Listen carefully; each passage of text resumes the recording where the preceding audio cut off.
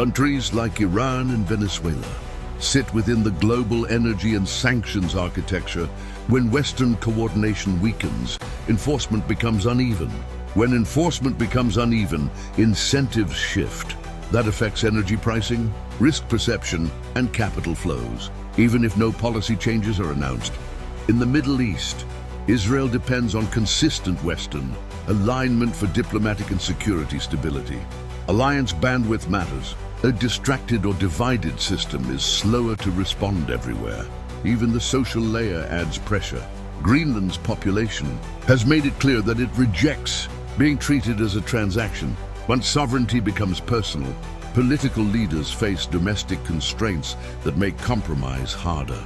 That is how geopolitical disputes harden into long-term fractures. In the short term, the system faces a narrow window. There is still space for de-escalation. Expanded security cooperation, deeper Arctic coordination, joint investment frameworks, and reinforced basing agreements could allow all sides to claim strategic gains without crossing the sovereignty line. But if tariffs are implemented and retaliation follows, the damage becomes structural. Not because trade volumes collapse, but because coercion becomes normalized. In the medium term, that normalization changes behavior. Europe accelerates strategic autonomy thinking. The United States leans further into transactional leverage.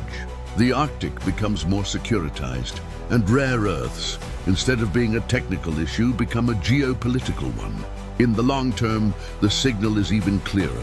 The world moves toward blocks, defined by control of critical inputs rather than shared rules. Economic security replaces efficiency as the primary objective, and power is measured less by output and more by resilience. That is the money signal. This is not a story about buying land. It is a story about controlling future constraints, and when tariffs are used to secure those constraints. The system is telling us something important. The global economic and security order is under pressure because control over strategic resources, supply chains, and geography is becoming more valuable than trust itself. What happens next will define whether this moment becomes a footnote or a turning point. Because moments like this do not just explain today's headlines, they explain tomorrow's world.